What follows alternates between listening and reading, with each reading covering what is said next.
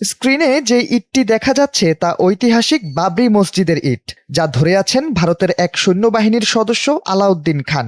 এই ইটটি তিনি এনেছিলেন অযোধ্যার বাবরি মসজিদের ধ্বংসাবশেষ থেকে।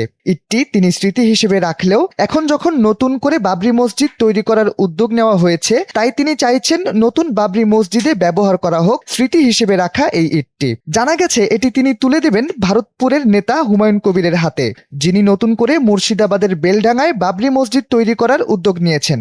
ভারতীয় ওই জওয়ান বলেন, যেদিন বাবরি মসজিদটি ভেঙে ফেলা হয় তখন তিনি অযোধ্যায় ডিউটি করছিলেন। স্মৃতি হিসেবে রাখার জন্য ব্যাগে করে নিয়ে এসেছিলেন ইটটি। এটি নিয়ে আসার পর দীর্ঘদিন তিনি স্থানীয় একটি মসজিদে রেখে দিয়েছিলেন, যা তিনি এখন মুক্ত হস্তে দান করতে চান। RICL TMX, যুগের পর যুগ স্থাপনা থাকে মজবুত। শুধু তিনি একা নন, তার প্রতিবেশীরাও চাইছেন অযোধ্যার বাবরি মসজিদের ইটটি কাজে লাগুক মুর্শিদাবাদের বাবরি মসজিদে। গত শনিবার প্রস্তাবিত বাবরি মসজিদের শিলান্যাস করেন তৃণমূল থেকে বহিষ্কৃত নেতা হুমায়ুন কবির। তার হাত দিয়েই মুর্শিদাবাদের নতুন বাবরি মসজিদে উঠতে চলেছে পুরাতন বাবরি মসজিদের ইট।